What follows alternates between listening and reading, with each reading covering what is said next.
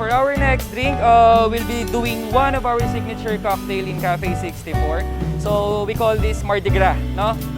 Anyway, for this cocktail, for this type of drink, we will not be using a typical Poco Grande or Hurricane glass.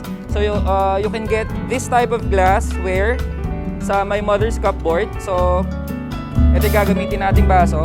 So we'll be needing white rum, pineapple juice, orange juice, grenadine, freshly squeezed lime, and sugar syrup for this cocktail.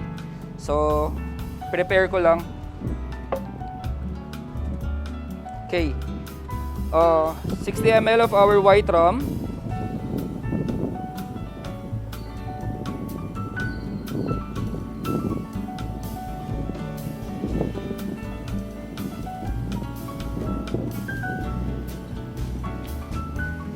Okay. 60 ml or 2 shots din ng pineapple juice.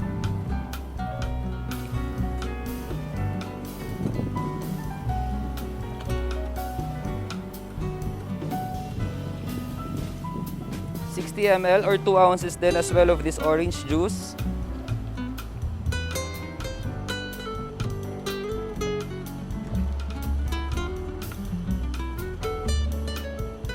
Then we'll add grenadine to add color.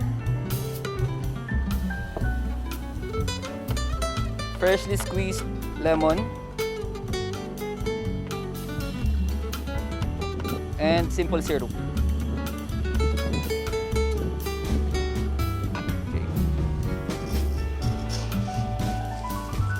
Then a scoop of ice.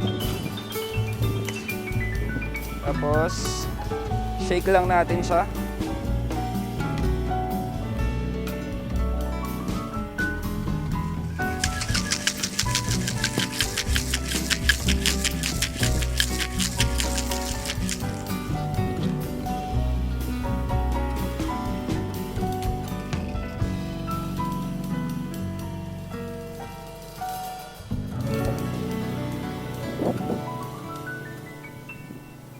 Then we'll put orange and cherry as garnish.